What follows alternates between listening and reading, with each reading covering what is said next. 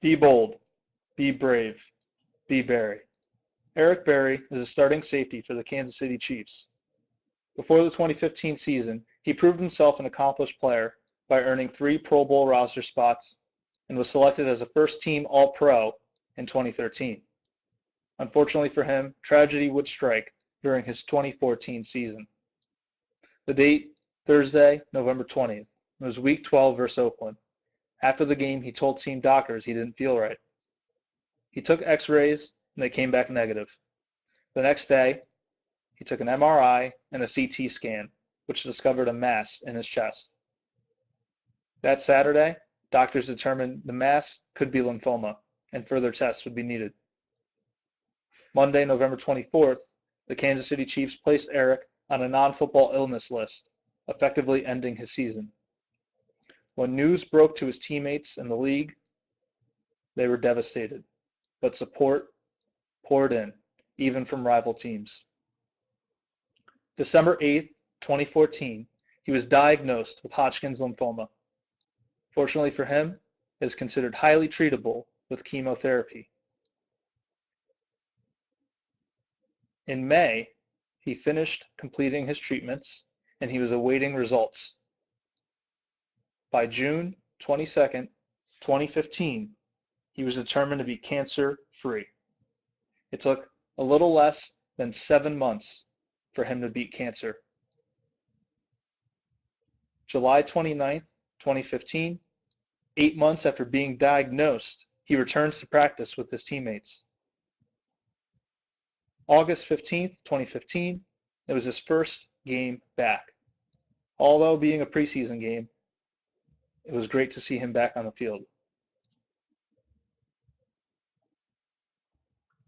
That season, he ended up earning another Pro Bowl spot, being selected as another All-Pro, and won Comeback Player of the Year in the NFL.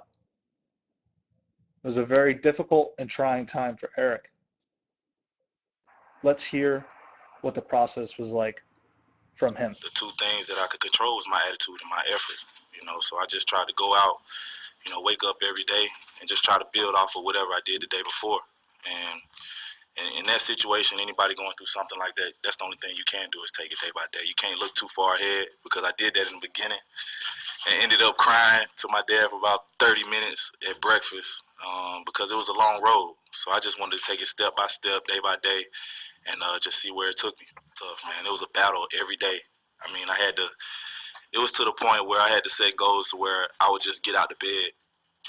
Today I'm going to get out of bed. I'm going to make sure I get out of bed. I'm not going to stay in the bed all day, because I would literally stay in the bed all day.